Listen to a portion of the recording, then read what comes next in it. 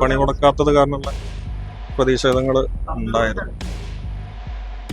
താറെ റോഡുമെന്ന് കയ്യേറ്റം ചെയ്യുന്ന ഒരു അവസ്ഥ ഉണ്ടായി. ഈ ഒരു കൂട്ടം ആളുകൾ ആക്രോശിച്ചുകൊണ്ട് ആക്രമിക്കുന്ന ഒരു സാഹചര്യമാണ് ഉണ്ടായത്. ശാരീരികമായിട്ട് ഉപദ്രവിക്കുന്ന അവസ്ഥയുണ്ട്.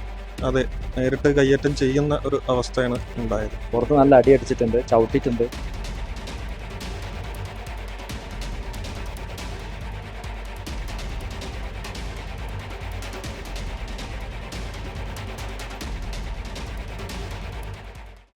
നമസ്കാരം. കോഴിക്കോട് നഗരത്തിൽ പണിമുടക്ക് ഏതാണ്ട് പൂർണ്ണമായി തന്നെയുണ്ട്. കോഴിക്കോട് നഗരം ഏറെക്കുറെ നിശ്ചലമാണ്.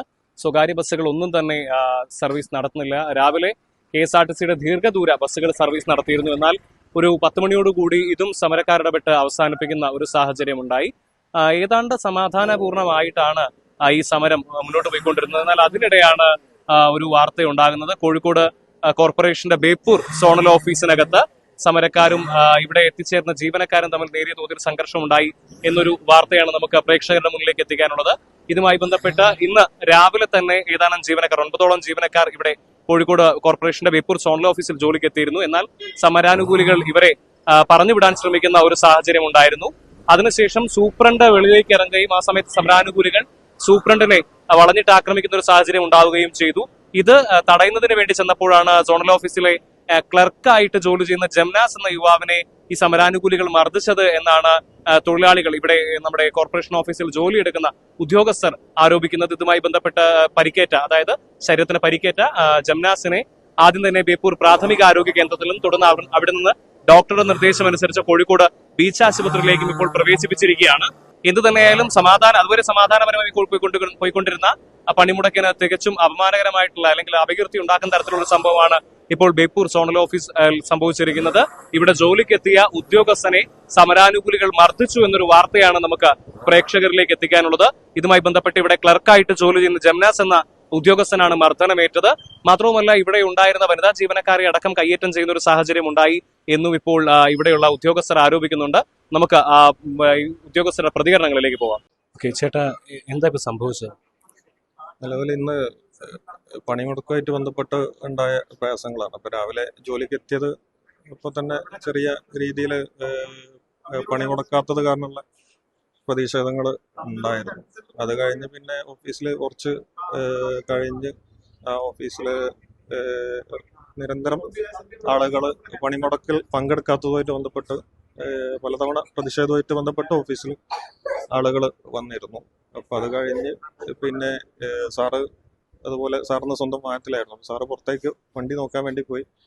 അപ്പോൾ സാറെ റോഡുമെന്ന് കയ്യേറ്റം ചെയ്യുന്ന ഒരു അവസ്ഥ ഉണ്ടായി. അപ്പോൾ അത് നോക്കാൻ പോയപ്പം ഓഫീസിലുള്ള ഞങ്ങളുള്ള 9ഓളം ആളുകൾ ഓഫീസിൽ ഹാജരുണ്ടായിരുന്നു. ഞങ്ങൾ പുറത്തേക്ക് ഇറങ്ങിയ സമയത്ത് ഞങ്ങളെ ഈ ഒരു കൂട്ടം ആളുകൾ ആക്രോശിച്ചുകൊണ്ട് ആക്രമിക്കുന്ന ഒരു സാഹചര്യമാണ് ഉണ്ടായത്. ചേട്ടനിപ്പം ഡോക്ടർ എന്താ പറഞ്ഞു?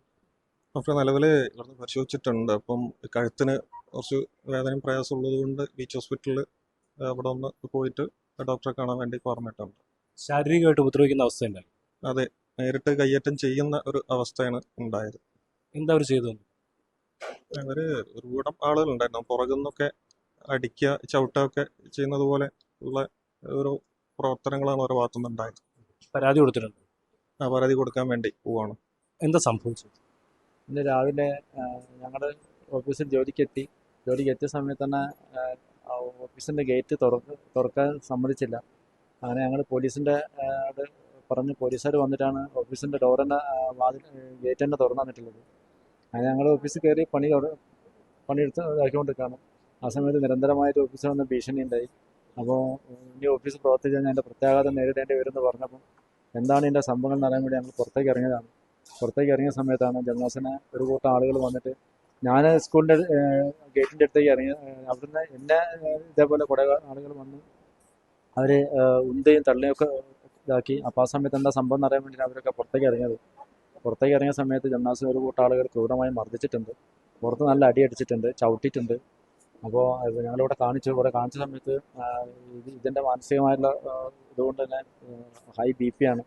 അപ്പോൾ മറ്റു പല ശാരീരിക പ്രശ്നങ്ങളും ഉണ്ട്. അപ്പോൾ അതുകൊണ്ട് കൂടുതലായിട്ട് കാണിക്കാൻ വേണ്ടിയിട്ട് ബീച്ച് ഹോസ്പിറ്റലിലേക്ക് റെഫർ ചെയ്തിട്ടുണ്ട്. ഞങ്ങൾ അങ്ങോട്ട് പോകാൻ നിൽക്കുകയാണ്.